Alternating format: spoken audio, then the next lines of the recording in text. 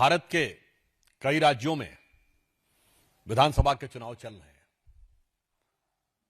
असम में अपनी पराजय को अवश्यंभावी जानकर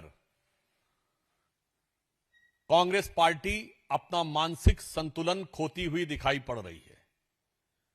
यह मैं मानता हूं कि कांग्रेस के अरमानों पर बिजली गिरी है, परंतु उसके लिए कांग्रेस कितने नीचे गिरी है इसका प्रमाण आज कांग्रेस पार्टी के द्वारा की गई प्रेस कॉन्फ्रेंस से स्पष्ट हो जाता है।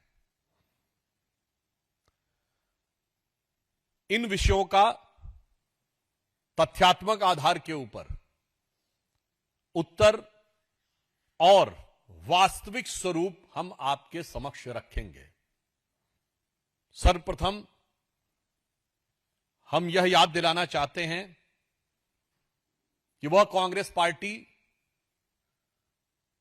जो हिंदू धर्म विध्वंसक और घुसपैठिया संरक्षक है, क्योंकि तमिलनाडु में उन्होंने रेडिकेशन ऑफ सनातन धर्म कॉन्फ्रेंस की थी, वो कांग्रेस पार्टी जो हिंदू धर्म विध्वंसक घुसपैठिया संरक्षक है, जिनकी राजमाता ने 16 वर्ष तक भारत का पासपोर्ट नहीं रखा और विदेशी पासपोर्ट पर राजमाता मतदाता बन गई थी, और उनके कुल गौरव या कुल घालक वर्तमान कांग्रेस के सर्वोच्च नेता सर्वाधिक विदेश में भ्रमण करते हैं, यानी जिनके पासपोर्ट पे सबसे ज्यादा ठप्पे हैं, और सर्वाधिक भारत विरोधी शक्तियों के साथ गलबैयां करते हैं, और जिनके प्रदेश अध्यक्ष और असम कांग्रेस के सबसे प्रमुख नेता श्री गौरव गोगोई के ऊपर और उनके परिवार के ऊपर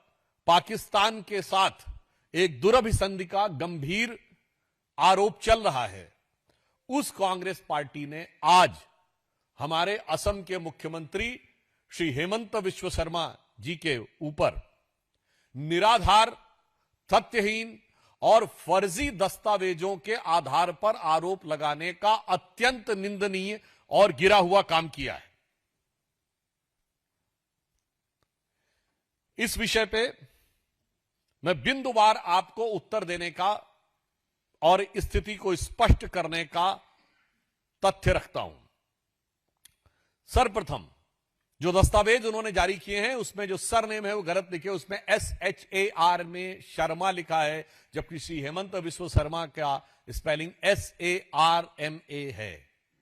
पहली गलती। जो फोटो है वो जो वास्तविकता में UID के लिए तुरंत फोटो खींची जाती वो ना देखकर एक पब्लिक फिगर की पब्लिक डोमेन में जो फोटोएं अवेलेबल हैं उन फोटोओं से लगती है। UAE ID जो दिखाया गया है वो सर्वथा गलत दिखाया जा रहा है। आईडी का जो क्रम है जो जन्म के अपेक्षित वर्ष से कनेक्ट होता है वो मैच खाता नहीं दिख रहा है। UID में जन्म का वर्ष के साथ कनेक्शन होता है। नेशनैलिटी इजिप्शियन दिखाई गई है। एंटीगुआ और बारबुडा का पासपोर्ट दिखाया गया है और प्रिंटेड फील्ड में MRZ के बीच में जो एक्सपायरी डेट है वो उससे मैच नहीं खाती है।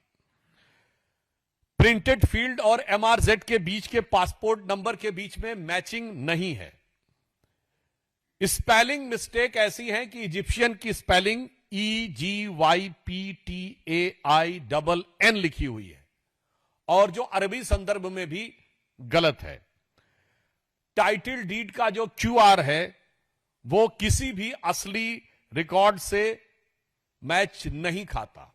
इससे स्पष्ट हो जाता है कि मनगढ़ंत मनोहर कहानियां रचकर चुनाव के ऐन मौके पर अपनी तय हार का स्वरूप बदलने का एक खौफ, खिसियाहट और बौखलाहट भरा यह प्रयास है, और इसको गंभीरता से लेते हुए मैं एक फैक्ट आपके सामने रखना चाहता हूं जो उन्होंने आज जारी किया है।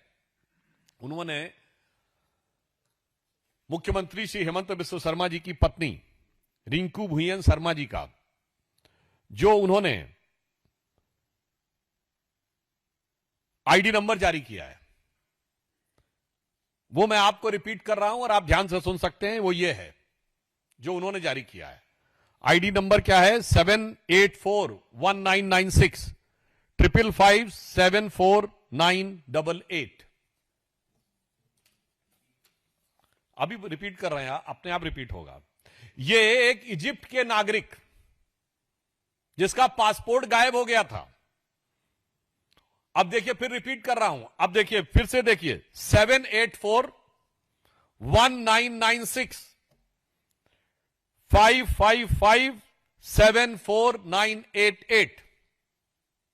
यही उन्होंने तथाकथित रूप से हेमंता विश्व शर्मा जी की पत्नी के काल्पनिक मनगढ़ंत फर्जी पासपोर्ट पर दिखाया है, और यह नंबर वास्तविकता में इस पासपोर्ट का है। यह एक इजिप्ट का नागरिक है जिसका नाम है अशरफ अब्दुल कादिर अब्दुल समद हुसैन, और इसने 28 मार्च को यह ट्वीट किया हुआ है कि उसका पासपोर्ट खो गया है। और यह कांग्रेस के जो अर्बन नक्सल, अल्ट्रा लेफ्ट के लोग जो सिर्फ भारत में अराजकता फैलाना चाहते हैं, वो इतने बड़े मूर्ख चक्र चूड़ामणि हैं कि उन्हें यह भी नहीं पता होता है कि आईडी में जो नेक्स्ट नंबर होता है वो डेट ऑफ बर्थ से कनेक्टेड होता है। तो श्रीमती हेमंता विश्व शर्मा जी की डेट ऑफ बर्थ 1973 है ईयर, और चूंकि इस व्यक्ति की डेट ऑफ बर्थ है 10/7/1996, तो 784 के बाद 1996 लिखा है, और इसीलिए नेशनलिटी इजिप्शियन लिखी है। मुझे लगता है इससे ज्यादा हास्यास्पद, हल्का, छिछला आरोप लगाने में भी उन्होंने दिमाग का इस्तेमाल नहीं किया है। ऐसा लगता है कि कांग्रेस का जमीनी धरातल ही खाली नहीं हो गया है, कांग्रेस का ऊपरी माला भी खाली है। मतलब एक कहावत हमने सुनी होगी, नकल में भी अकल चाहिए। यह नकल करने में भी अकल का इस्तेमाल नहीं करते, किसी ने भी दे दिया। अब दूसरी बात बताता हूं, इन्होंने स्टेट ऑफ वार्मिंग की जिस कंपनी का उल्लेख किया है, जरा उसके गठन की डेट देखिए, 3 अप्रैल 10:26, यानी 2 दिन पहले। अद्भुत। मतलब एक कोई कंपनी गठित की जाएगी जिसका कि आपको दुरुपयोग करना मात्र 36 घंटे पहले, और आप उसको लाकर दिखाने का प्रयास करेंगे कि इस कंपनी से कोई बड़ा भारी कारोबार हो रहा था। मुझे लगता है इसके बाद कांग्रेस पार्टी का जो झूठ है वो पूरी तरीके से साफ हो गया है। वास्तविकता में कांग्रेस की विदेशी शक्तियों के साथ दुरभिसंधि असम में बहुत साफ उभर कर सामने आती जा रही है।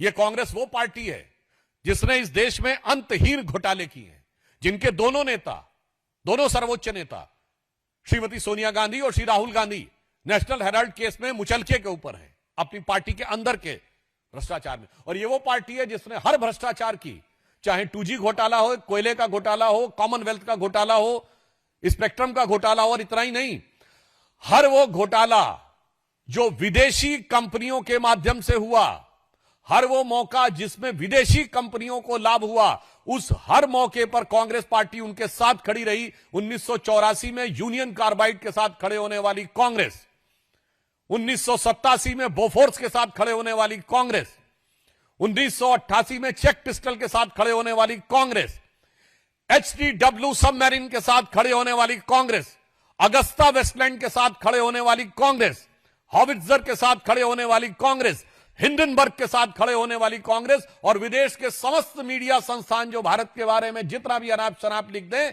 उन समस्त संस्थानों के साथ खड़े होने वाली कांग्रेस, जिसका कण कण रोम रोम ऐसा लगता है कि वो भारत विरोधी शक्तियों के साथ न सिर्फ मिल गया है बल्कि बिंध गया है। It is not just met, but it seems to be that they have tied up with दोस।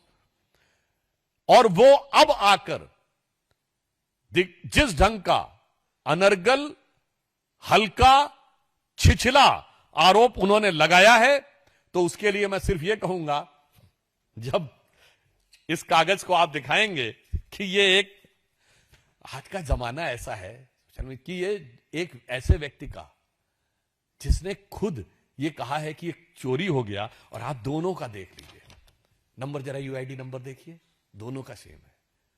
तो मैं कहूंगा कांग्रेस पार्टी के लिए कि वो पैरवी तो झूठ की करता चला गया, वो पैरवी तो झूठ की करता चला गया, बस उसका चेहरा उतरता चला गया और रंगत समझ में आई, मगर आई देर से, कच्चा था बहुत रंग उतरता चला गया। धन्यवाद।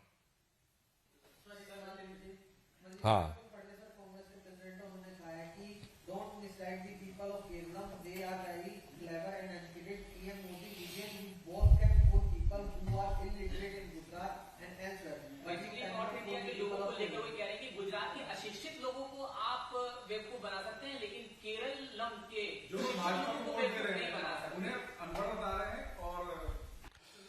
देखिए, कांग्रेस पार्टी के राष्ट्रीय अध्यक्ष श्री मल्लिकार्जुन खड़गे जी द्वारा दिया गया यह बयान कांग्रेस की उस सोची समझी रणनीति का हिस्सा है जो भारत तेरे टुकड़े होंगे इंशाअल्लाह का ख्वाब एक आस्तीन के अंदर लपेटकर साबित करना चाहते हैं।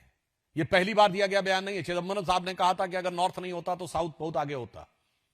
यह वही कांग्रेस पार्टी है जो खड़गे जी के प्रदेश के फाइनेंस मिनिस्टर ने कहा था कि साउथ टैक्स ज्यादा देता है इसलिए नॉर्थ से अलग हो जाना चाहिए। जब पत्रकार ने उनसे पूछा कि अलग होना चाहिए, हां वो भी कर सकते हैं। ये वही है जिनके की चीफ मिनिस्टर, तेलंगाना के चीफ मिनिस्टर ने बिहार के लोगों के डीएनए को लेकर नाम लेकर यह बात कही थी। मैं माननीय खड़गे जी से पूछना चाहता हूं, ये आप तो पुरानी कांग्रेस के हिस्से थे, नरसिम्हा राव जी की कांग्रेस। उस जमाने की कांग्रेस तो ऐसी नहीं थी। तो मैं पूछना चाहता हूं, ये खरबूजे को देखकर खरबूजा रंग बदलता है तो समझ में आता है, मगर चेले को देखकर गुरु रंग बदलता है, यह मेरी समझ से बाहर है।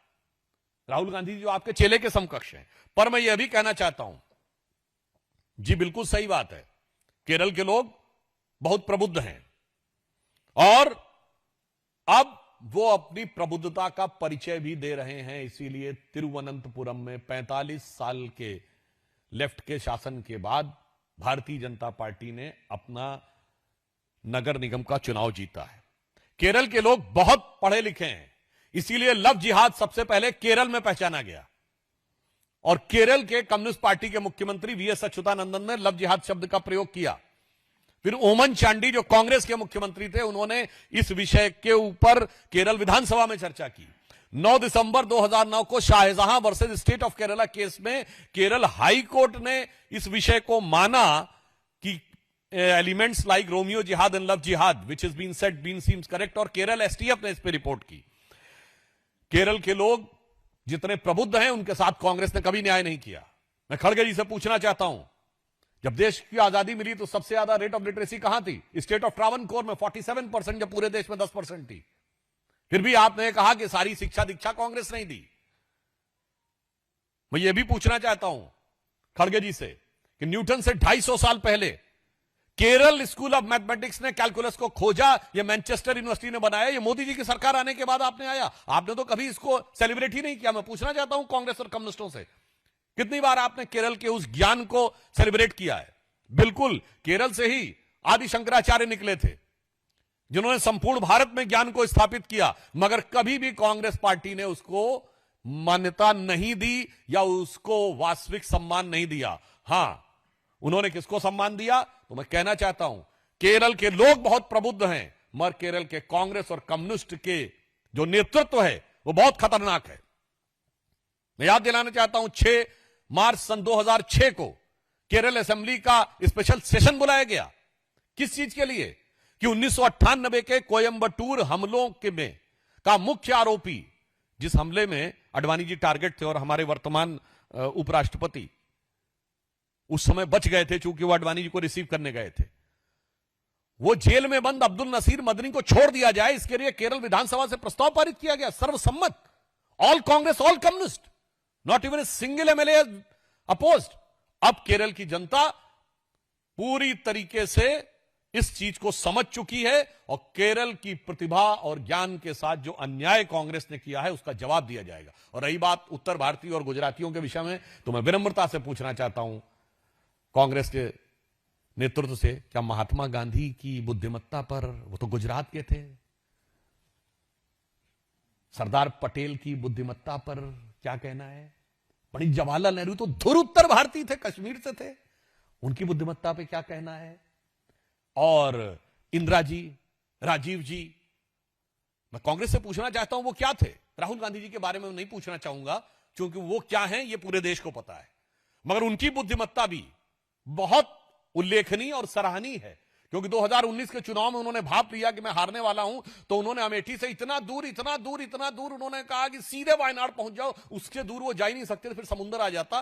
तो इसलिए मुझे लगता उनकी भी बुद्धिमत्ता प्रशंसनीय है। तो मैं कांग्रेस पार्टी से पूछना चाहता हूं, आपने केरल की बुद्धिमत्ता के साथ आज तक इतना अन्याय क्यों किया? और अगर गुजरात और अन्य क्षेत्रों के लोग आपको कम इंटेलिजेंट नजर आते हैं तो महात्मा गांधी, सरदार पटेल, जवाहरलाल नेहरू, इंदिरा गांधी और उत्तर भारत में जितने भी आपके मुख्यमंत्री रहे और बड़े बड़े नेता रहे, उनके बारे में अपना आशय स्पष्ट कीजिए।